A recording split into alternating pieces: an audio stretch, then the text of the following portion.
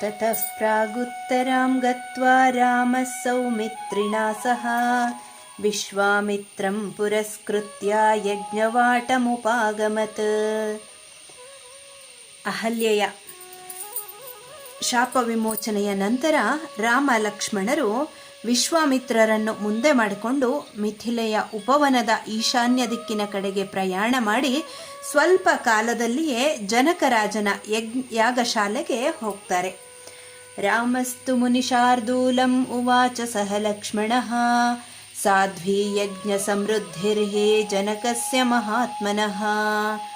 ಲಕ್ಷ್ಮಣ ಸಮೇತನಾದಂತಹ ರಾಮ ಯಜ್ಞಶಾಲೆಯಲ್ಲಿ ಇದ್ದ ಯಜ್ಞ ಸಾಂಭಾರಗಳನ್ನು ಬ್ರಹ್ಮತೇಜೋ ವಿಶಿಷ್ಟರಾಗಿದ್ದ ಋತ್ವಿಜರನ್ನು ಕಂಡು ಮುನಿಶಾರ್ದೂಲರಾದಂತಹ ವಿಶ್ವಾಮಿತ್ರರಿಗೆ ಹೇಳ್ತಾನೆ. ಬಹೂನೀಹ ಸಹಸ್ರಾಣಿ ನಾನಾ ದೇಶ ನಿವಾಸಿನಾಂ ಬ್ರಾಹ್ಮಣಾನಾಂ ಮಹಾಭಾಗ ವೇದಾಧ್ಯಯನಶಾಲಿನಾಂ ಋಷಿವಾಟಾಶ್ಚ ದೃಶ್ಯಂತೆ ಶಕಟಿ ಶತಸಂಕುಲಾಃ ದೇಶೋ ವಿಧೀಯತಾಂ ಬ್ರಹ್ಮನ್ ಯತ್ರ ವತ್ಸ್ಯಾಮಹೇ ವಯಂ. ಮಹಾಭಾಗರೇ, ಮಹಾತ್ಮನಾದ ಜನಕರಾಜನ ಯಜ್ಞ ಸಮೃದ್ಧಿಯು ವೈಭವೋಪೇತವಾಗಿದೆ. ಇಲ್ಲಿ ವೇದಾಧ್ಯಯನ ಪರಾಯಣರಾದ ನಾನಾ ದೇಶ ನಿವಾಸಿಗಳಾದ ಬ್ರಾಹ್ಮಣರು ಅನೇಕ ಸಹಸ್ರ ಸಂಖ್ಯೆಯಲ್ಲಿ ಇದ್ದಾರೆ. ಅಗ್ನಿಹೋತ್ರ ಸಾಮಗ್ರಿಗಳನ್ನು ತುಂಬಿಕೊಂಡು ತಂದಿರುವ ನೂರಾರು ಗಾಡಿಗಳಿಂದ ಆವೃತವಾದ ಋಷಿ ಮಹರ್ಷಿಗಳ ಕುಟೀರಗಳು ನೂರಾರು ಸಂಖ್ಯೆಯಲ್ಲಿವೆ.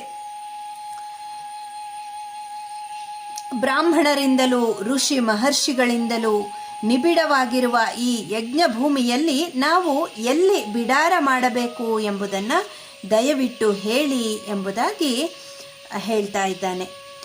ರಾಮಸ್ಯ ವಚನಂ ಶ್ರುತ್ವಾ ವಿಶ್ವಾಮಿತ್ರೋ ಮಹಾಮುನಿಃ ನಿವೇಶಮಕರೋದ್ದೇಶೇ ವಿವಿಕ್ತೆ ಸಲಿಲಾನ್ವಿತೆ. ಶ್ರೀರಾಮನ ಮಾತನ್ನ ಕೇಳಿದಂತಹ ವಿಶ್ವಾಮಿತ್ರ ಮಹರ್ಷಿಗಳು ಜನರಹಿತವಾದ ಮತ್ತು ನೀರಿನ ಸೌಕರ್ಯವಿದ್ದ ಪ್ರದೇಶವೊಂದರಲ್ಲಿ ಬಿಡಾರವನ್ನ ಮಾಡ್ತಾರೆ. ವಿಶ್ವಾಮಿತ್ರಮನುಪ್ರಾಪ್ತಂ ಶ್ರುತ್ವಾ ಸ ನೃಪತಿಸ್ತದಾ ಶತಾನಂದಂ ಪುರಸ್ಕೃತ್ಯ ಪುರೋಹಿತಮನಿಂದಿತಂ. ವಿಶ್ವಾಮಿತ್ರ ಮಹರ್ಷಿಗಳು ಬಂದಿರುವಂತಹ ವಾರ್ತೆಯು ಮಹಾತ್ಮನಾದ ಜನಕರಾಜನಿಗೆ ತಿಳಿಯಿತು. ತಕ್ಷಣವೇ ಜನಕನು ಪುರೋಹಿತನಾದ ನಿಷ್ಕಳಂಕನಾದಂತಹ ಶತಾನಂದನನ್ನ ಮುಂದೆ ಮಾಡಿಕೊಂಡು ವಿನಯದಿಂದಲೂ ಭಕ್ತಿಯಿಂದಲೂ ಯುಕ್ತನಾಗಿ ವಿಶ್ವಾಮಿತ್ರರು ಇದ್ದಂತಹ ಬಿಡಾರದ ಕಡೆಗೆ ಧಾವಿಸಿ ಬರುತ್ತಾನೆ. ಪ್ರತ್ಯುಜ್ಜಗಾಮ ಸಹಸಾ ವಿನಯೇನ ಸಮನ್ವಿತಃ ಋತ್ವಿಜೋಪಿ ಮಹಾತ್ಮಾನಃ ತ್ವರ್ಘ್ಯಮಾದಾಯ ಸತ್ವರಂ. ಮಹಾತ್ಮರಾದ ಋತ್ವಿಜರು ಅರ್ಘ್ಯ ಪಾದ್ಯಾದಿ ಉಪಕರಣಗಳನ್ನು ತೆಗೆದುಕೊಂಡು ಜನಕ ಮಹಾರಾಜನೊಡನೆ ಬಂದು ಯಥಾವಿಧಿಯಾಗಿ ಮಂತ್ರ ಪುರಸ್ಸರವಾಗಿ ವಿಶ್ವಾಮಿತ್ರರಿಗೆ ಸಮರ್ಪಿಸ್ತಾರೆ. ವಿಶ್ವಾಮಿತ್ರಾಯ ಧರ್ಮೇಣ ದದುರ್ಮಂತ್ರ ಪುರಸ್ಕೃತಂ ಪ್ರತಿಗೃಹ್ಯತು ತಾಂ ಪೂಜಾಂ ಜನಕಸ್ಯ ಮಹಾತ್ಮನಃ. ವಿಶ್ವಾಮಿತ್ರರು ಎಲ್ಲವನ್ನು ಆದರಪೂರ್ವಕವಾಗಿ ಸ್ವೀಕಾರ ಮಾಡ್ತಾರೆ. ಜನಕ ಮಹಾರಾಜನ ಮತ್ತು ಅವನ ರಾಜ್ಯ ಕೋಶಗಳ ಯೋಗಕ್ಷೇಮಗಳನ್ನು ಮತ್ತು ಯಜ್ಞದ ನಿರಾತಂಕವಾದಂತಹ ನಿರ್ವಹಣೆಯನ್ನು ಕುರಿತು ಪ್ರಶ್ನೆ ಮಾಡ್ತಾರೆ. ಪಪ್ರಚ್ಛ ಕುಶಲಂ ರಾಜ್ಞೋ ಯಜ್ಞಸ್ಯ ಚ ನಿರಾಮಯಂ ಸತಾಂಶ್ಚಾಪಿ ಮುನೀನ್ ಪೃಷ್ಟ್ವಾ ಸೋಪಾಧ್ಯಾಯ ಪುರೋಧಸಃ ಯಥಾ ನ್ಯಾಯಂ ತತಃ ಸರ್ವೈಃ ಸಮಾಗಚ್ಚತ್ ಪ್ರಹೃಷ್ಟವತ್ ಅಥ ರಾಜ ಮುನಿಶ್ರೇಷ್ಠಂ ಕೃತಾಂಜಲಿರಭಾಷತ. ಜನಕ ಮಹಾರಾಜ ವಿಶ್ವಾಮಿತ್ರರ ಕುಶಲ ಪ್ರಶ್ನೆಗೆ ಯಥೋಚಿತವಾಗಿ ಉತ್ತರವನ್ನು ನೀಡ್ತಾನೆ. ವಿಶ್ವಾಮಿತ್ರರು ತಮ್ಮನ್ನು ಸ್ವಾಗತಿಸಲಿಕ್ಕೆ ರಾಜನೊಡನೆ ಆಗಮಿಸಿದ್ದಂತಹ ಅಧ್ವರ್ಯುವೇ ಮೊದಲಾದ ಋತ್ವಿಜರನ್ನು ಪುರೋಹಿತನಾದ ಶತಾನಂದನನ್ನು ನೋಡಿ ಅವರ ದರ್ಶನ ಲಾಭದಿಂದ ಹೆಚ್ಚಾದಂತಹ ಆನಂದವನ್ನು ಹೊಂದಿ ಯಥಾಯೋಗ್ಯವಾಗಿ ಅವರೊಡನೆ ವ್ಯವಹರಿಸಿದರು. ಪರಸ್ಪರ ಕುಶಲ ಪ್ರಶ್ನೆಗಳಾದ ನಂತರ ಜನಕ ಮಹಾರಾಜ ಕೈ ಮುಗಿದುಕೊಂಡು ವಿಶ್ವಾಮಿತ್ರರಿಗೆ ಹೇಳ್ತಾರೆ. ಆಸನೆ ಭಗವಾನಾಸ್ತಾಂ ಸಹೈಭಿರ್ಮುನಿಪುಂಗವೈಃ ಜನಕಸ್ಯ ವಚ ಶ್ರುತ್ವಾ ನಿಶಸಾದ ಮಹಾಮುನಿಃ ಪುರೋಧಾರುತ್ವಿಜಶ್ಚೈವ ರಾಜಾ ಚ ಸಹ ಮಂತ್ರಿಭಿಃ ಆಸನೇಷು ಯಥಾ ನ್ಯಾಯಂ ಉಪವಿಷ್ಟಾನ್ ಸಮಂತತಃ. ಭಗವತ್ ಸ್ವರೂಪರಾದಂತಹ ತಾವು ಈ ಮುನಿಪುಂಗವರೊಡನೆ ಇಲ್ಲಿರುವ ಪವಿತ್ರವಾದಂತಹ ಆಸನಗಳನ್ನು ಅಲಂಕರಿಸಿರಿ. ಅದರಂತೆ ಮಹಾಮುನಿಗಳಾದಂತಹ ವಿಶ್ವಾಮಿತ್ರರು ದಿವ್ಯಾಸನದಲ್ಲಿ ಉಪವಿಷ್ಟರಾಗ್ತಾರೆ. ಮಹರ್ಷಿಗಳನ್ನು ಅನುಸರಿಸಿ ಶತಾನಂದನೆ ಮೊದಲಾದ ಪುರೋಹಿತರು, ಋತ್ವಿಜರು, ಜನಕರಾಜ ಮತ್ತು ಅವನ ಅಮಾತ್ಯ ಶ್ರೇಷ್ಠರು ಎಲ್ಲರೂ ಯಥೋಚಿತವಾದ ಆಸನಗಳಲ್ಲಿ ವಿಶ್ವಾಮಿತ್ರರ ಸುತ್ತಲೂ ಕುಳಿತುಕೊಳ್ತಾರೆ. ವಿಶ್ವಾಮಿತ್ರರು ಸುಖಾಸನದಲ್ಲಿ ಕುಳಿತು ಪ್ರಸನ್ನ ವದನರಾಗಿರುವುದನ್ನು ಕಂಡು ಜನಕರಾಜ ಹೇಳ್ತಾ ಇದ್ದಾನೆ. ದೃಷ್ಟ್ವಾ ಸ ನೃಪತಿಸ್ತತ್ರ ವಿಶ್ವಾಮಿತ್ರಮಥಾಬ್ರವೀತ್ ಅದ್ಯ ಯಜ್ಞ ಸಮೃದ್ಧಿರ್ಮೇ ಸಫಲಾ ದೈವತೈಕೃತ. ಅದ್ಯ ಯಜ್ಞಫಲಂ ಪ್ರಾಪ್ತಂ ಭಗವದ್ದರ್ಶನಾನ್ಮಯಾ ಧರ್ಮೋಸ್ಮಿ ಅನುಗ್ರಹೀತೋಸ್ಮಿ ಯಸ್ಯ ಮೇ ಮುನಿಪುಂಗವ. ಮಹಾನುಭಾವರೇ, ಇಂದು ಯಾವ ವಿಧವಾದಂತಹ ನ್ಯೂನತೆಯೂ ಇಲ್ಲದ ಯಜ್ಞ ಸಮೃದ್ಧಿಯು ದೇವತೆಗಳಿಂದ ಅನುಗ್ರಹಿಸಲ್ಪಟ್ಟಿದೆ. ಭಗವತ್ ಸ್ವರೂಪರಾದ ತಮ್ಮ ದರ್ಶನದಿಂದಾಗಿ ಯಜ್ಞದ ಪೂರ್ಣ ಫಲವು ಪ್ರಾಪ್ತವಾದಂತಾಯಿತು. ತಾವು ಈ ಮುನಿಪುಂಗವರೊಡನೆ ನನ್ನ ಯಜ್ಞಶಾಲೆಗೆ ದಯಮಾಡಿಸಿ ನನ್ನನ್ನು ಅನುಗ್ರಹಿಸಿದ್ದೀರಿ. ಯಜ್ಞೋಪಸದನಂ ಬ್ರಹ್ಮನ್ ಪ್ರಾಪ್ತೋಸಿ ಮುನಿಭಿಃ ಸಹ ದ್ವಾದಶಾಹಂ ತು ಬ್ರಹ್ಮರ್ಷೇ ಶೇಷಮಾಹುರ್ಮನೀಷಿಣಃ. ನಾನು ಇಂದು ನಿಶ್ಚಯವಾಗಿಯೂ ಧನ್ಯನಾಗಿದ್ದೇನೆ. ಈಗ ನಾನು ಆರಂಭಿಸಿರುವಂತಹ ಯಜ್ಞದ ಸುತ್ಯ ಹೋಮಕ್ಕೆ 12 ದಿವಸಗಳು ಉಳಿದಿವೆ ಎಂದು ಶ್ರೌತ ಪ್ರಯೋಗ ಪರಿಣತರು ಹೇಳಿದ್ದಾರೆ. 12 ದಿವಸಗಳು ಕಳೆದ ನಂತರ ಸುತ್ಯ ಹೋಮವು ನಡೆಯಲಿದೆ. ಆ ಹೋಮದಲ್ಲಿ ಹವಿರ್ಭಾಗಗಳನ್ನು ಸ್ವೀಕರಿಸಲಿಕ್ಕೆ ದೇವತೆಗಳು ಪ್ರತ್ಯಕ್ಷವಾಗಿ ಬರುವುದನ್ನು ತಾವು ಕಾಣಬಹುದು ಎಂಬುದಾಗಿ ಜನಕ ಹೇಳ್ತಾನೆ. ತಥೋ ಭಾಗಾರ್ತಿನೋ ದೇವಾನ್ ದ್ರಷ್ಟುಮರ್ಹಸಿ ಕೌಶಿಕ ಇತ್ಯುಕ್ತ್ವಾ ಮುನಿಶಾರ್ದೂಲಂ ಪ್ರಹೃಷ್ಟವದನಸ್ತದಾ.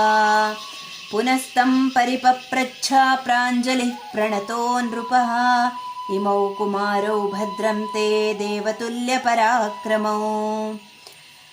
ಗಜಸಿಂಹಗತಿ ವೀರೌ ಶಾರ್ದೂಲ ವೃಷಭೋಪಮೌ ಪದ್ಮಪತ್ರ ವಿಶಾಲಾಕ್ಷೌ ಖಡ್ಗತೂಣೀ ಧನುರ್ಧರೌ. ಜನಕರಾಜನು ಸಂತಸದಿಂದ ಕೂಡಿದಂತಹ ಮುಖಾರವಿಂದ ಉಳ್ಳವನಾಗಿ ವಿಶ್ವಾಮಿತ್ರ ಮಹರ್ಷಿಗಳಿಗೆ ಈ ರೀತಿಯಾಗಿ ಹೇಳಿ ಬದ್ಧಾಂಜಲಿಯಾಗಿ ಪುನಃ ಅವರನ್ನು ಪ್ರಶ್ನಿಸ್ತಾನೆ.